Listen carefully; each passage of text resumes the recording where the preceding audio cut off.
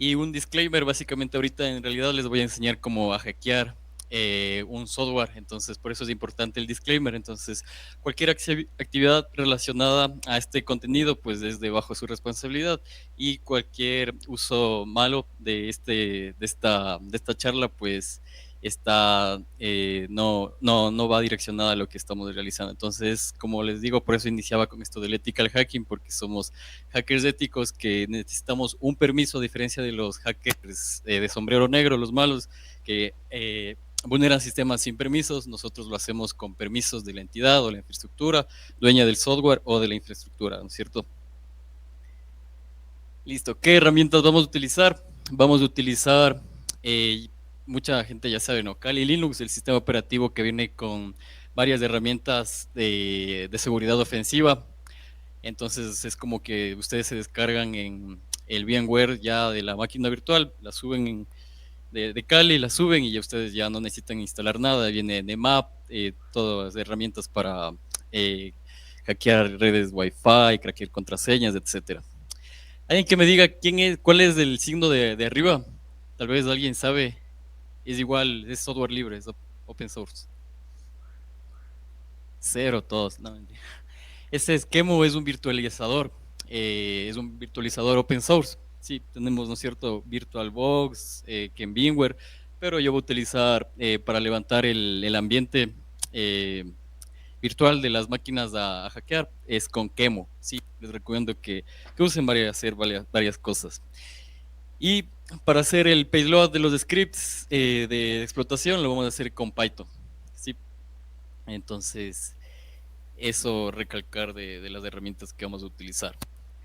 Listo, entonces entremos en contexto de esto de la explotación binaria. Básicamente la explotación binaria se centra en esto de corromper la memoria de un ejecutable. A la final un binario es un ejecutable, ¿no? Los programas de Windows son archivos P, files, y son archivos binarios. Igualmente en Linux tenemos los archivos del F, que son los binarios, ¿sí? Los programas que están en su desktop de sus escritorios de Windows, de Mac, etcétera.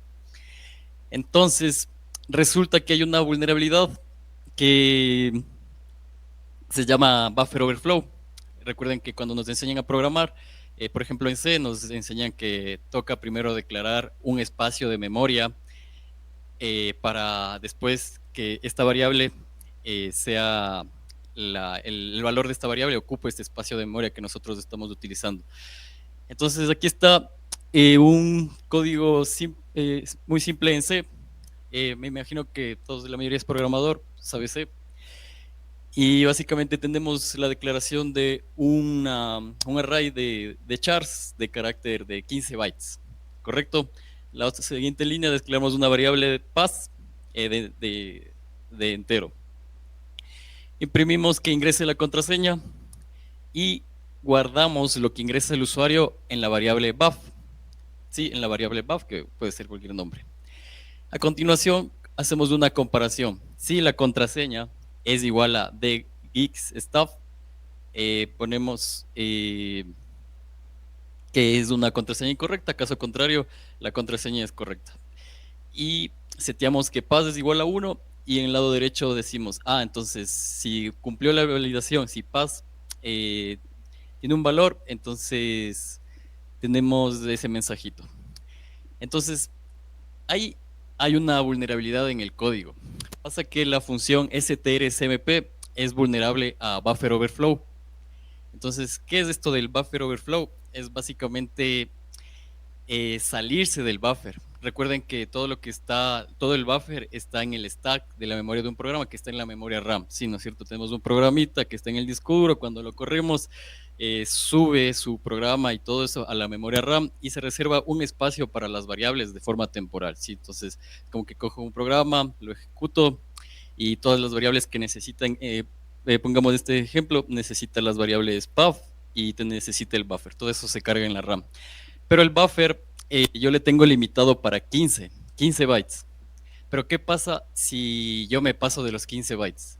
Yo salto de la memoria y puedo escribir en locaciones donde literalmente al inicio no tengo permiso. Y eso nos permite obtener el control de los programas, porque ahí podemos ya empezar a inyectar código, etcétera. Entonces, estas funciones de C, hay varios programas escritos en C y muchos de los desarrolladores aún utilizan funciones vulnerables. Entonces, aquí está una lista de las funciones vulnerables de C, a buffer overflow en C. Sí, el printf, sprintf, strk, strcpy y gets.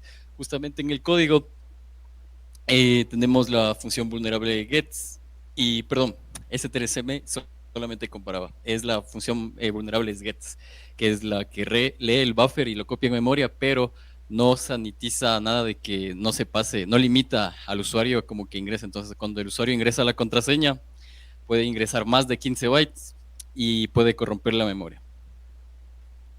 ¿Correcto? Y tenemos diferentes tipos de buffer overflow. Tenemos cuando nosotros logramos saltar del buffer, digamos del buffer buff de 15 bytes, digamos de escribir 16 bytes, entonces, perdón, 17 o más. Entonces, esa diferencia de bytes yo puedo corromper en el stack o en el heap. Sí, son lugares en la memoria RAM que nos permite trabajar con las funciones y todo de forma temporal. Entonces, yo me salto del buffer y puedo tocar el stack, el heap, y hay otro que también es un buffer que se llama el integer overflow, que es cuando escribimos números demasiado grandes y se puede hacer como vulnerabilidades de fallas lógicas. Entonces, ya a nivel como que más avanzado, eso es lo que sucede en la memoria RAM, en el stack. Nosotros lo que tenemos es el buffer, que en nuestro programita declaramos, ¿no? Buffer 15 bytes, que es la parte de azul. Tenemos en el stack también tenemos el EBP, que es un registro de base, que es el que nos permite regresar a una función después de haberla llamada. Digamos, yo estoy en la función X y llamo a la función Y. ¿Cómo sé que debo regresar después de terminar la función Y a la función X? Eso se guarda en el registro EBP. Perdón, en el registro return address. El registro EBP es más o menos como una bandera que nos permite movernos entre las variables. Es decir, yo estoy en la, en la dirección X y de la dirección X, si quiero acceder a la variable Y de mi función, ¿sí? Digamos de los parámetros, qué sé yo, la función X necesita los parámetros ABC, D, etcétera. Entonces, ¿cómo accedo yo a estos parámetros? Mediante el EBP. Hago un EBP del offset a la dirección de la variable. Entonces, para eso me sirve el EBP. Y ahí están las variables. Digamos que era una función para sumar 3 números. Era para sumar el número 100, 200, 300. Digamos la función suma ya. Entonces, todas esas variables van en el stack. Y resulta que yo puedo salirme del buffer y corromper toda la parte que está así rayada. Es básicamente lo que alguien puede corromper, saltarse del buffer y poder empezar a sobreescribir datos en la memoria, en el stack, en tiempo real. Correcto, entonces ahí yo estoy corrompiendo el registro EBP y la dirección de retorno. Es full importante la dirección de retorno porque si yo ya controlo la dirección de retorno, puedo hacer que mi programa me retorne a cualquier punto del stack. Y si yo inyecto código, puedo hacer que me redirige al código que yo estoy inyectando. O sea, es súper fácil. Simplemente me salgo del buffer, inyecto código y de la dirección de retorno le indico la dirección de memoria de mi código. Y ya tengo acceso para hacer lo que sea. Y lo que podemos inyectar es literal lo que sea, que abra una calculadora, que vea una shell reversa, que active la cámara, etcétera. Listo. Eso es el ejemplo básico de buffer overflow. Nosotros también podemos hacer buffer overflow mediante CEH, que es de los Extractor Exception Handler, que es lo que todos los programadores hacemos del típico try, catch, o sea, que se ejecute esto cuando pase un problema en el código, ¿no es cierto? Entonces, esas son las excepciones. Resulta que en Windows eh, eso se maneja a nivel de estructuras y todas sus expresiones se van guardando de forma ordenada en una estructura. Entonces, es como que si pasa esto, si falla algo, se ejecuta algo, qué sé yo, que imprima error, pero a la final eso es un código. ¿Qué pasa si ustedes saltan del buffer a esta estructura y que en lugar que les redirija al mensaje de error, les redirija al código que ustedes están inyectando. Entonces lo que se realiza es, bueno, ahí a la derecha ustedes ven una estructura que es justo la estructura del SSH que está en la tabla PEF, y ahí podemos ver que, bueno, esto es un poco más avanzado, sin embargo, explico rápidamente. Básicamente es una lista de, de posibles códigos que su código cuando falla puede realizar hasta llegar al código por defecto, que es el típico que le sale en Windows como que hubo un error y no se sabe por qué y le sale esa ventanita, cuando ya literalmente no hay nada que solucione su error. Entonces, de la derecha ahí tenemos tres excepciones, sí. La línea roja es la que indica la dirección a la siguiente excepción, hacia la siguiente, hasta que haya una excepción que logre resolver su problema. Pero ¿qué pasa si yo me salgo del buffer y corrompo la dirección a la que el código, a la que la dirección de la función que se ejecute cuando el código falla? Entonces yo puedo corromper eso y cambio la dirección de memoria y listo. Hago como que un pop-up red en assembler y hago que me redirija al código que estoy inyectando. Entonces buffer overflow también podemos explotarlo en esto de las excepciones. Ahora, esto es un poco lo que les decía de las excepciones. En la derecha tenemos las direcciones de memoria y lo que hace justamente la parte que se está señalada en azul es el código que yo estoy inyectando. La parte que está en verde es es una dirección a un pop-up red que me permite poder retornar la dirección de ejecución a justamente mi, mi código inyectado, porque básicamente en Assembler la línea pop es como que del stack sacar una variable del stack y mandarle. Pero como yo puedo inyectar lo que sea, estoy inyectando como código assembler para después me retorne el código que yo inyecto. Bueno, esto es como que para mencionar las partes de las posibles vulnerabilidades que se puede bypassar para lograr buffer overflow. Y Windows, ¿qué ha hecho para defender de esto de los atacantes? Ha creado el DEP, que básicamente es el Data Execution Prevention, que lo que hace es prohibir la ejecución de código en la pila, sí, en la RAM, o sea, específicamente como en el stack. Entonces, si yo encuentro un buffer overflow y me inyecto código, el código no se va a poder ejecutar porque está este control DEP, que básicamente hace como que las propiedades de esta región de memoria les hace solamente de lectura y ya no se puede ejecutar, pese a que existe el buffer overflow. Pero los atacantes han encontrado formas de bypassear esto y es súper fácil. ¿Cómo logramos bypassear esto? Mediante llamadas del sistema. Recuerden que el sistema operativo a la final funciona como que tenemos a nivel de usuario y a nivel de kernel, ¿no es cierto? Pero nosotros podemos utilizar las funciones del kernel a través de las APIs de Windows, en el caso de Windows, y en Linux a través de las syscalls. En Windows tenemos estas APIs que son virtual alloc, heap create, set process, nt, set information process, virtual procted, write process memory. Todas estas llamadas de la API nosotros las podemos implementar para bypassear el control de. A la final, todas estas APIs nos permiten que el espacio de memoria que nosotros, que inicialmente con dep está de solamente lectura, la podemos hacer de ejecución. Entonces, si ven a la derecha, por ejemplo, virtual alloc dice crea una nueva locación de memoria sin el control dep. Y el heap create, que también lo podemos hacer, dice crea un espacio en el espacio de memoria heap que permite la ejecución de código.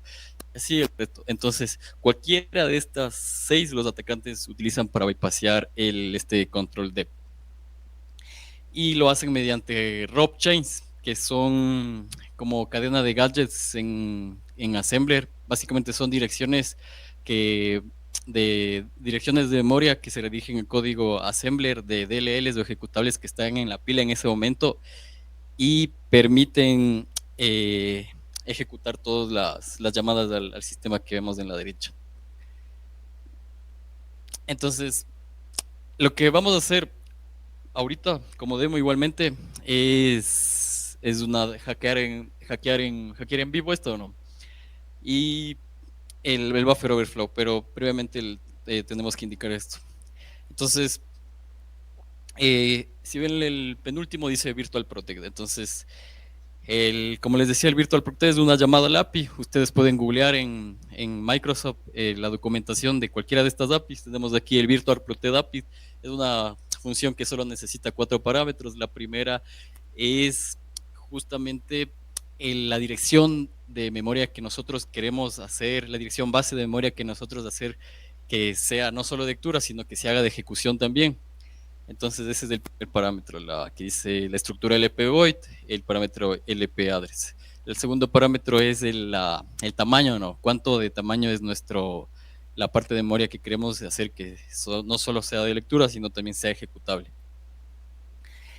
Y los demás parámetros también. Entonces, mediante las cadenas ROP, nosotros aprovechamos esta llamada a la API Virtual Protect para poder llamar un código assembler que está cargado, ya sea en las DLLs o en los ejecutables del proceso, y nosotros creamos todas estas direcciones, si ven que están en hexadecimal 0x, todas son direcciones al código que está conectado a la derecha, que es en assembler. No vamos a entrar en detalle porque ya assembler es otro mundo, pero básicamente es código assembler que está como en las librerías, por eso ahí en está las DLLs que se encuentra este código. Entonces, es más o menos como que, qué sé yo, están en un programa, ustedes cuando codifican, qué sé yo, cualquier programa, ¿no es cierto? Hay funciones a las que ustedes llaman así.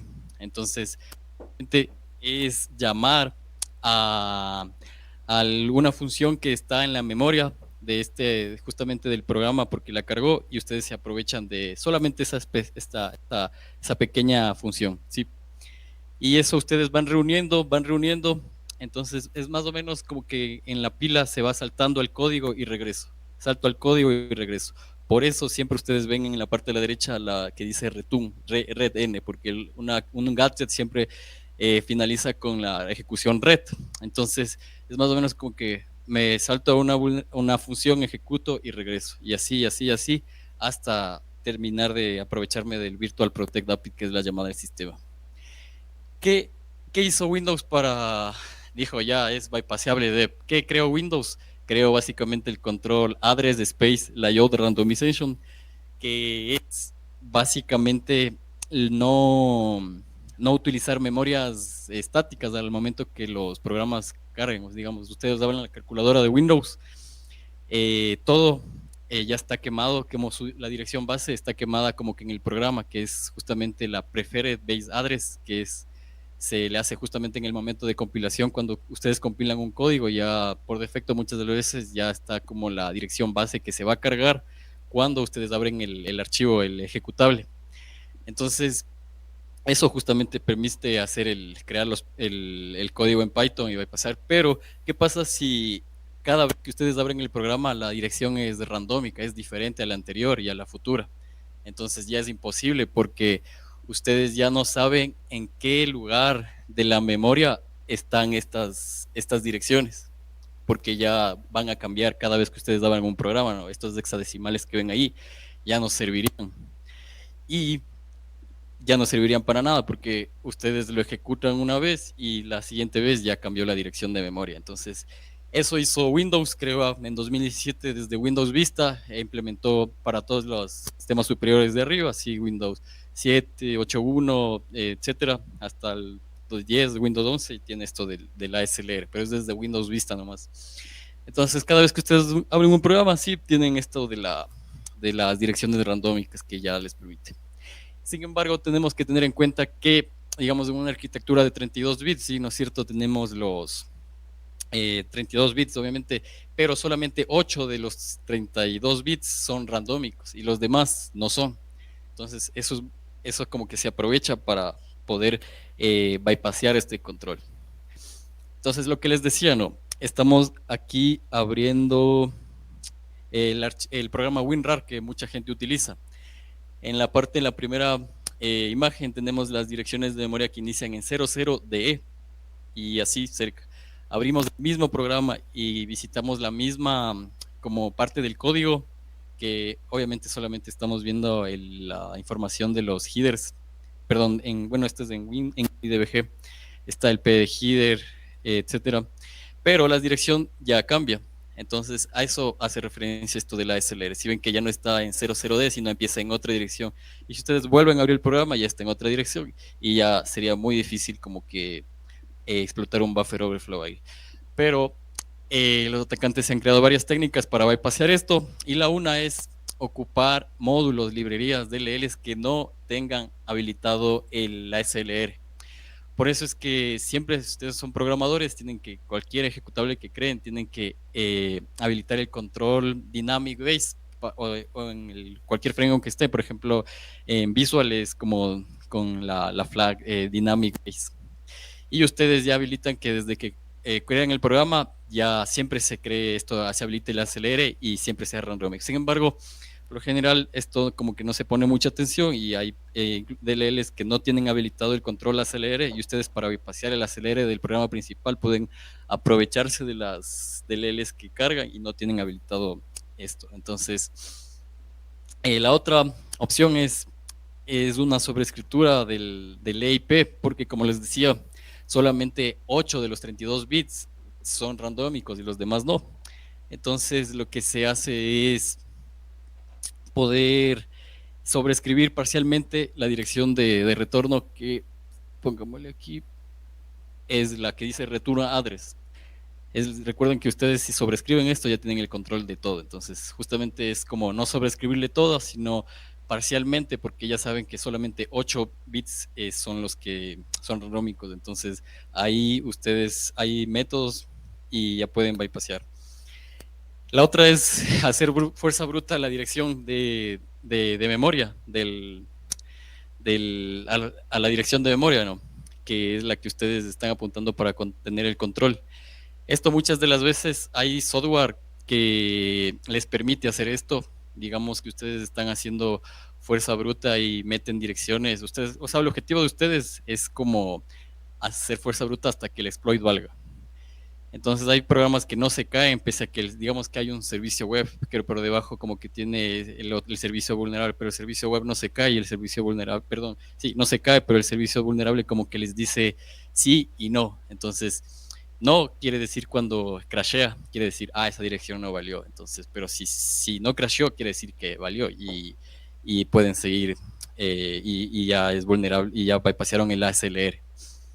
Y la otra es mediante Memory Leak, que es como forma de strings, es básicamente aprovecharse de fallos para poder liquear una dirección de memoria. Con tal que ustedes liqueen una dirección de memoria, ya es más, ya es todo para bypassar el acelere, porque ustedes es como que aparte, a partir de que ustedes liqueen una dirección de memoria, pueden realizar un offset, porque ya todo está calculado. Entonces, es como que ustedes liquean literal una edición de memoria, ya pueden bypassar porque pueden hacer como que sumas y restas a, a todo el contenido, porque ustedes ya le pueden como mapear el programita en otros, en debugs o en análisis estático con AIDA, pero con que ustedes liqueen una parte de la memoria, una dirección, ya es más que suficiente. Listo. Esta es una shell reversa obtenida mediante buffer overflow y ahorita vamos a proceder a la demo. Sí, entonces el taller es los que tienen así computadoras, pueden empezar a tipear y a comentar lo que justamente voy a hacer ahorita, ¿correcto? Y lo que tenemos aquí es un Windows 7. Si ustedes quieren practicar esto, es con este programita que está en GitHub, que se llama Boon Server. Sí, lo vamos a correr como privilegios administrativos. Y listo, es un programa, sí puede ser. Imagínense que eso es su servidor y eso abre un puerto y está, digamos, abierto al internet. Sí, es un solo puerto que está abierto. Entonces, ¿qué es lo que se hace? Tenemos acá la máquina Kali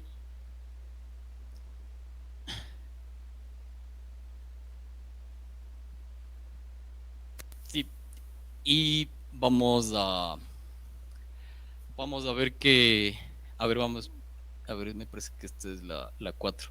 Sí, tenemos la dirección IP, la 64.4, que es la dirección IP de Windows 7, que es del sistema a atacar, y yo como atacante soy la dirección .3, la 64.3. Entonces, con Netcast es como que me estoy conectando a este puerto, que previamente con NMAU ustedes pueden ver que esté abierto, y ahí le probamos, y sí, me conectó y me dice, bienvenido al servidor vulnerable. Sí, entonces este es un programita por defecto vulnerable para aprender esto de Buffer Overflow. Dice, ingresa help para poder... Sí,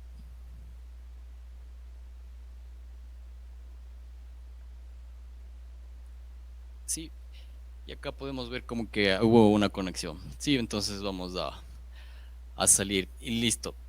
Eh, vemos que podemos de hecho ingresar un comando que se llama tron y un valor. Vamos a poner la p, etcétera. Y dice trun complete.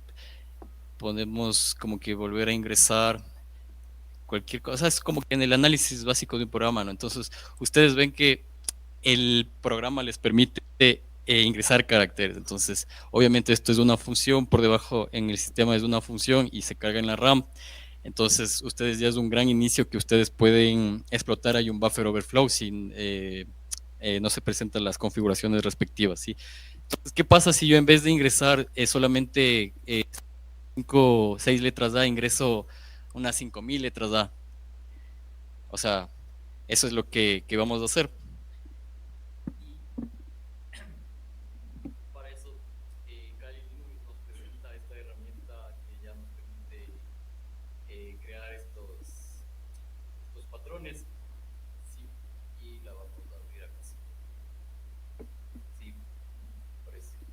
Entonces, no, ustedes en vez de crear así manualmente, lo pueden hacer con esto de aquí y le ponen la longitud, por ejemplo, 5900. Y nos crea un payload. Y nos crea un payload que es súper grande de 5900 caracteres, pero esto que sea diferente nos ayuda a después localizar el offset de la dirección de retorno. Entonces allí yo lo que voy a hacer es crear mi script en Python, copio esto de aquí, sí, y me voy aquí al Fuse. Entonces esto lo vamos a explicar. Importamos la librería de socket, del módulo socket, que en Python nos permite conectarnos a, a un socket, no, o sea, su dirección IP y su puerto, y empezar a tener comunicación. ¿Qué socket es? La dirección IP del sistema vulnerable en el puerto 999, que es justamente lo que estoy declarando aquí. Aquí lo que hago es simplemente me declaro el socket, esto es por defecto, ya ustedes crean su socket y se conectan aquí.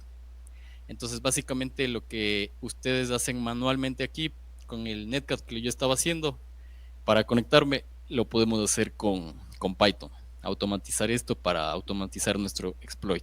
Y después ya tenemos el objeto C, ese lo hacemos connect, hacemos send de todo nuestro string que vamos a mandar, que lo creamos justamente con MS-Pattern Create y codificamos esto para que vaya en bytes, ¿correcto? Y cerramos nuestro socket y listo. Sí, acá arriba es un while que nos permite ver hasta qué punto nosotros podemos controlar el buffer, o sea, en qué número de dígito si ya corrompo la dirección de retorno. Si nuestro objetivo cuando explotamos un buffer overflow es controlar la dirección de retorno. Entonces este while es como que va hasta que pueda controlar la dirección de retorno. Y eso es el código. Aquí lo que pongo el buffer son solamente caracteres A y lo vamos a ver acá. Esta es una forma. La otra forma es con el... A ver, pongamos exit aquí.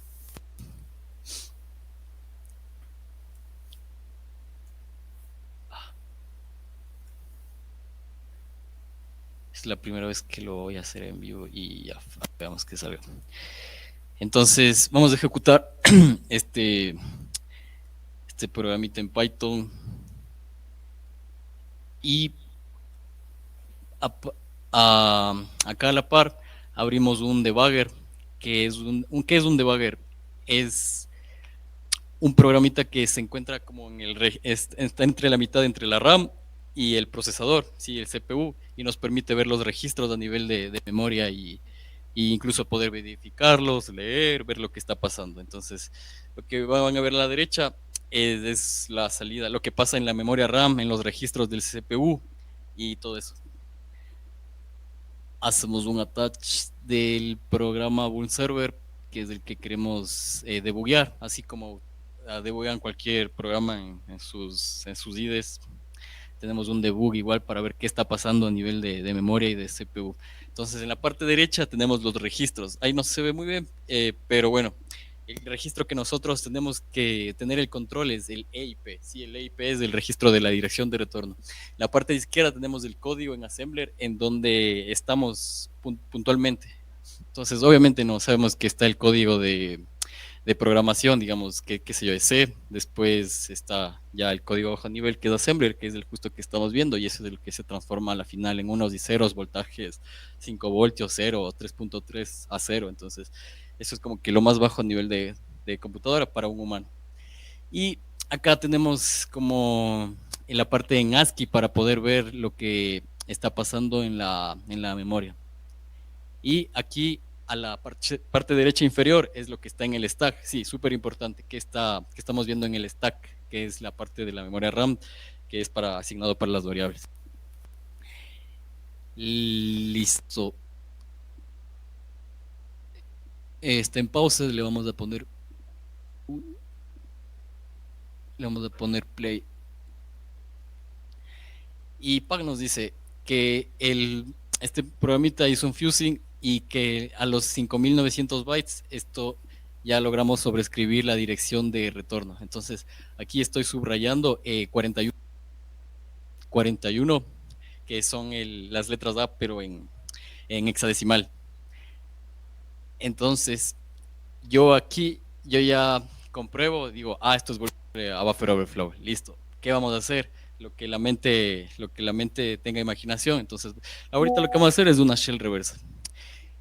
Pero previamente a eso, nosotros necesitamos poder sobreescribir esto de aquí mediante una dirección que es esta de aquí, que es un jam ESP. Ahorita, capaz por motivos de tiempo, les digo cómo obtuve esta dirección que estoy señalando. Es mediante, bueno, veamos aquí si lo hacemos de una vez.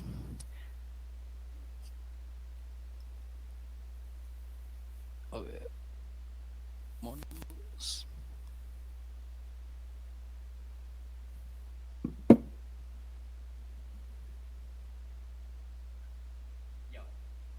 Lo que hago aquí es ver qué módulos, qué DLLs no tienen protecciones para yo poder ocupar código assembler de estas DLLs. Entonces, lo que voy a subrayar yo aquí es false server. Esta de aquí. Esta de aquí es la que vamos a ver. Capaz no se ve muy bien, pero ahí todo como que dice false. Hace referencia a que los controles de la protección de memoria están en false, o sea, deshabilitados. Entonces, yo puedo ocupar esta DLL para poder utilizar código assembler de ahí. ¿Qué código assembler voy a utilizar? Es un YAM ESMP. En assembler YAM ESMP es un salto al top del stack, es decir, a la parte a la última dirección del stack. Entonces, es buscar esa dirección en esta DLL que previamente identifiqué como false. Y con eso ya estaría casi todo, ya un 90%.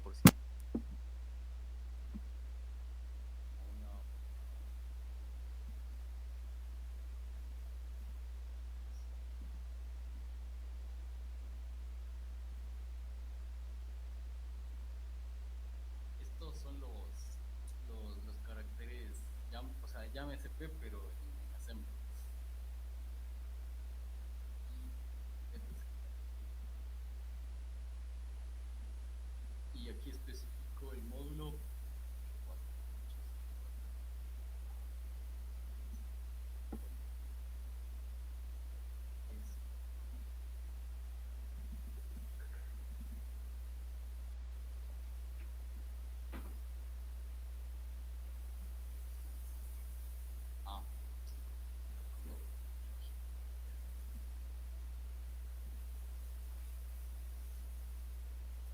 Listo. Y ahí me encontró, ¿cuántas direcciones? Dice, 9 direcciones que tienen este código assembler en esta DLL. Entonces yo puedo utilizar cualquiera y la que tenemos aquí es la 625011AF. Lo que hago es yo simplemente poner esta dirección aquí, pero en formato Big Endian. Es como que Big Endian es un formato al revés. Nosotros leemos un libro y como que de izquierda a derecha, pero resulta que el procesador le lee a la RAM de derecha a izquierda. Entonces, por eso esta dirección yo le estoy poniendo al revés. En vez de ponerle 625011AF, le estoy poniendo AF 115062. Y listo. Si yo ejecuto esto de aquí, le vamos a reiniciar esto y vamos a poder ver que vamos a poder sobreescribir esta dirección que yo estoy inyectando aquí y en la dirección de retorno. ¿Ya? Esta es la 5.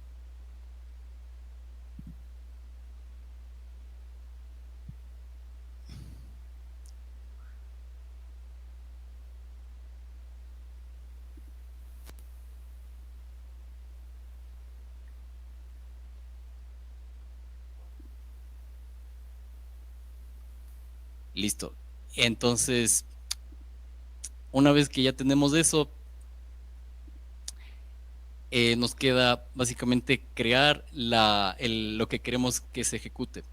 Para hacer eso, nosotros en Kali Linux tenemos un programa que se llama MSF Venom, que nos permite crear payloads. Payload es el programa malicioso que queremos que se ejecute en el computador de nuestra víctima, que vamos a inyectar.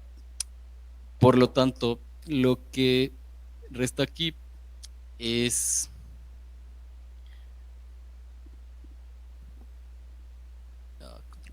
es que acá es diferente.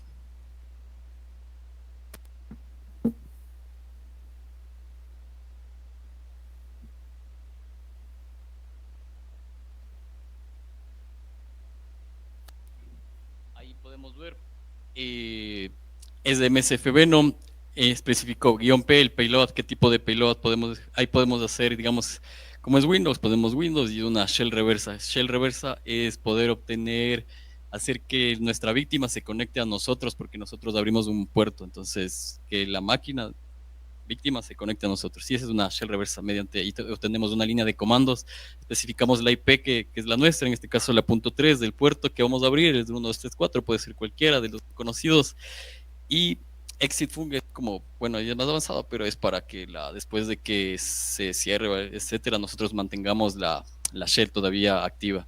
Arquitectura x86 y hacemos un guión B para como que la shell no tenga caracteres que puedan dañar, los bad caracteres que se dice, que no puedan detener esto, porque muchas de las veces con caracteres como el 00, o sea, bueno, el 00 siempre es un mal carácter, entonces que el payload no tenga este carácter que nos daña la shell. Y ahí se ejecuta, si ven, esto del PER son básicamente hexadecimales, pero a la final son por debajo, si esto lo traducimos, son llamadas del sistema, digamos, yo llamo al sistema para que me cree un proceso en la memoria, con virtual alloc puede ser, y que lo ejecute y que qué voy a ejecutar, llamo a otro proceso. Bueno, es un poco más complicado, pero eso es una shell. Pero aquí ya está listo. O sea, este programa nosotros no lo tenemos que hacer manualmente, sino yo, Kali ya lo hace por nosotros y solo copiamos esto y lo pegamos acá y lo ponemos aquí. Y esto es nuestro código malicioso. Eh, listo. Entonces, ¿qué le vamos a mandar? Le vamos a mandar el buffer de 2003, le vamos a mandar la dirección en assembler que buscamos previamente, el YAM SMP, le vamos a mandar como un landing de knobs de 32 para que muchas de las veces, a veces como que no vale y es mejor como que es como una pista de avión, ¿no? Como que el avión necesita un espacio y por eso es que le mandamos un landing de un espacio de 90 knobs, que knobs es básicamente en assembler hacer nada y le mandamos finalmente el payload. muchas de las veces,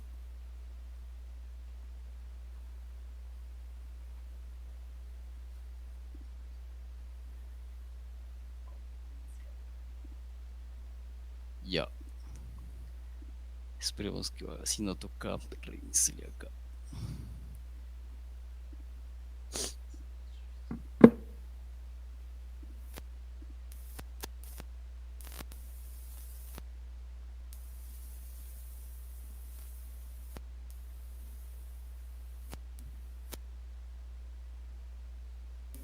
Que toca abrir un puerto para que la máquina Bitima se conecte, entonces vamos a abrir el puerto 1, 2, 3.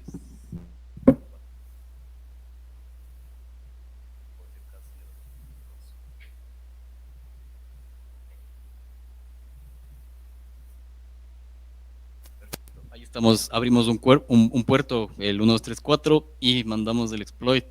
Si no vale, creo que me parece que tocaba reiniciar el Burn server, pero si vale, déjame ver. Ya, a ver, reiniciamos el Boom server para, ahí sí. Ah, no, ahí está. Ah, es que está con el shellcode de la calculadora. Bueno, hagámosle al revés. Iba a ser que esto haga alguien que venga acá, pero ahorita hice al revés. Hice que te abra una calculadora, o sea, el shellcode que creé ya estaba aquí. Este es el que, para que se abra una calculadora, básicamente. Entonces, como podemos ver, ahí se abrió la calculadora, pero podemos hacer que haga lo que sea, ¿no? Abrir la cámara, que nos dé una shell reversa, etcétera. Entonces, eh, alguien que alguien que quiera obtener la shell acá, o sea, la shell reversa, cualquier persona, o sea, que venga acá literalmente y ejecute esto allá, tú, ya, de una.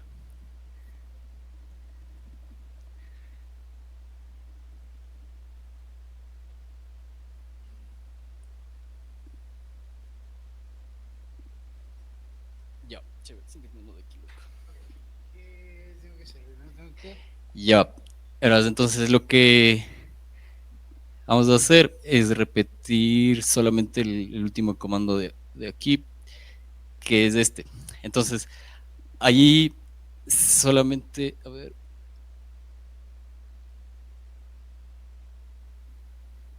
la 64 ya. Ahí, a ver, para que le completes el comando, ahí sería la dirección IP del Kali Linux, que eres como que tú como atacante. Entonces, la 192.168.64.3. Y en el puerto 1, 2, 3, 4, entonces te tienes que levantar el puerto aquí. Ahí escribe, ahí cerremos Ya. esto.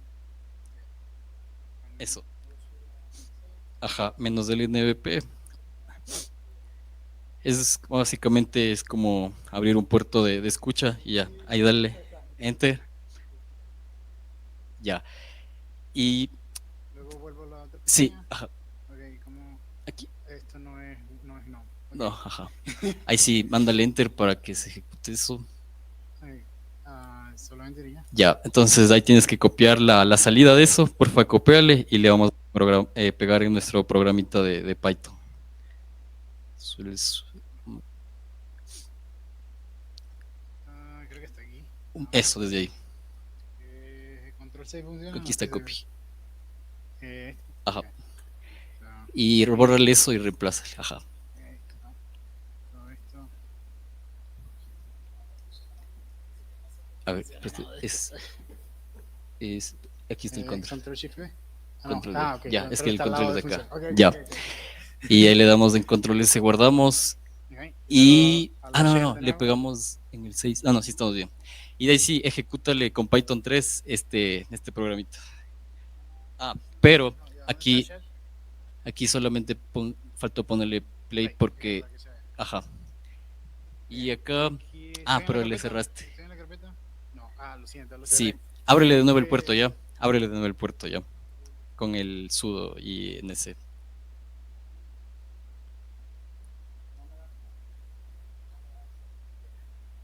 ok. ¿No me da la de completar? No. Contable completos. Sí, pero no me dio, me da como que el manual. Ahí ya. Ya. Ok. Chévere. Entonces eso y puedo Sí. hacer. Aquí tengo que meter Este, el ajá. argumento. Y acá. ingresamos a la carpetita de Sideward Freedom Day, CD Buffer. Ya, y ahí sí le ejecútale con Python 3 ya. Python 3, no sé cuál es el archivo. No era eso lo que quería hacer. Control S. Aquí, no, el control es del de No, acá. es este. Ajá.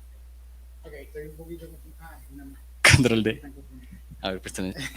Lo siento. Le salgo de ahí ya. Ya, control eso. Control D, dale para salir. ¿Control qué? D. D. Ajá. No sería el A control ver. Z. ¿Por qué estoy? Ya. A ver, déjame ver. Es del 6. Ajá. Entonces ahí lo que podemos ver es que a la derecha está justamente corriendo el debugger y si todo sale bien, ya tendríamos shell reversa. A ver, mándale. Y ándate del netcat. Ajá. ¿Este Windows tiene Jugamai? No, ¿No? aún no tenemos shell. Déjame ver qué pasó, déjame ver qué pasó. ¿Cuál corriste? Ah, no, no corriste el que tenías que correrle. Es el ¿cuál corriste? El 6. ¿No lo guardé? Déjame ver si es este de aquí. Si es. Déjame ver. ¿No copié bien el payload? Ajá. Ah, es que hay otra acá.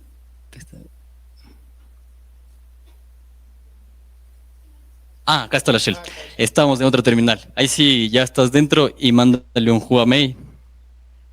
Entonces, este es un comando de Windows que nos dice qué usuarios somos nosotros y somos del usuario de Sprint, que es el usuario de Windows de la máquina de Windows 7.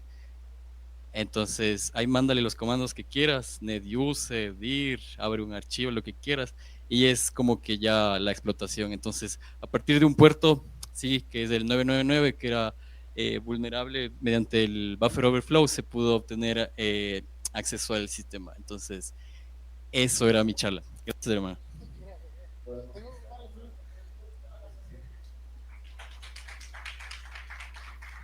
Si preguntas de lo que sea, así, sí, cómo me llamo, dónde vivo, tampoco así, no. Sí. Sí, puedes tú crear lo que sea. Puedes hacer lo que sea, literal. O sea, depende también los privilegios administrativos. Lo único que te limita es los permisos del usuario. Entonces, digamos que este archivo, el vulnerable, digamos que